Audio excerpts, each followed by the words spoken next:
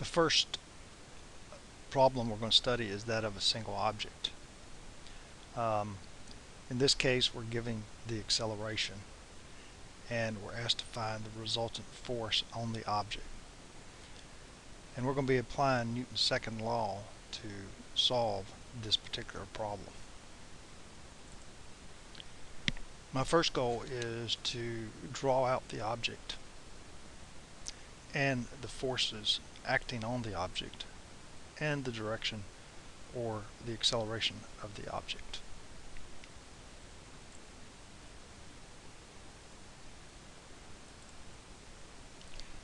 So take just a minute and go ahead and draw the object and the forces acting on the object, or the resultant force.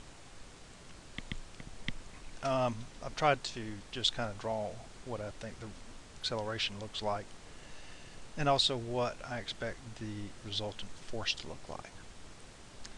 Next step you want to do is draw a free body diagram of the forces acting on that particular object. And we're only dealing with one resultant or net force. So take a few minutes or a couple seconds and pause the video and draw what you think would be the appropriate free body diagram.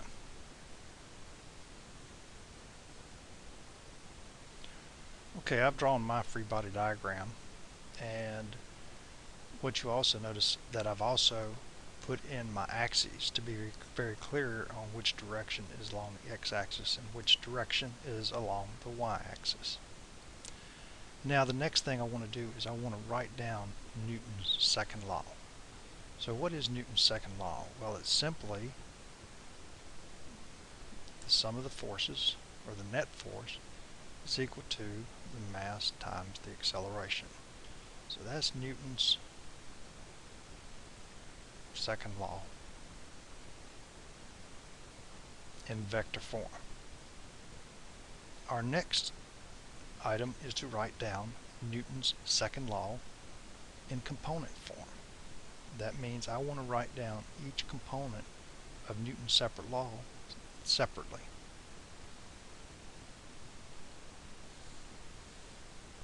So take a few minutes and write down what you think Newton's second law will be in component form.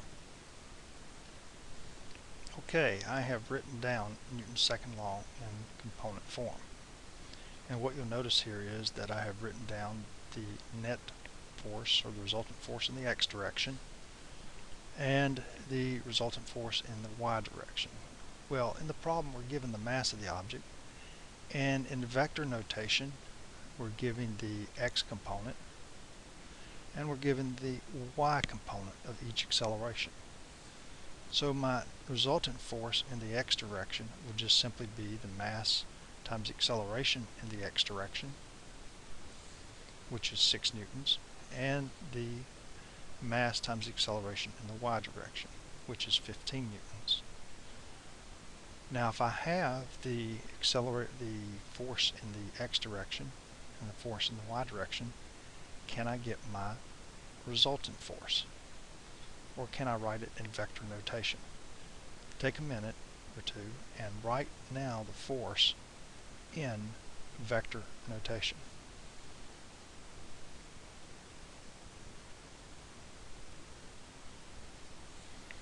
Okay, now you see the force written in vector notation.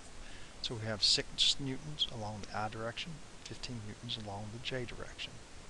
Now write down what the magnitude of the force is. Take a minute, pause the video, and write it down.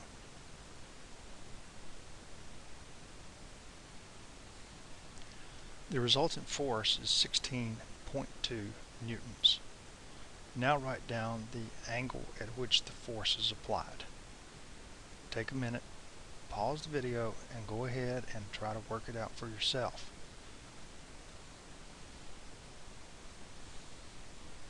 Of course, tangent theta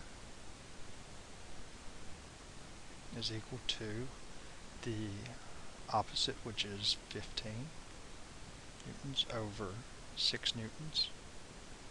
okay, which says that that's equal to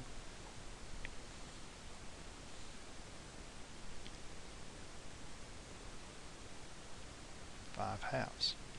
So theta would be equal to 68.2 degrees as measured going counterclockwise from the x-axis.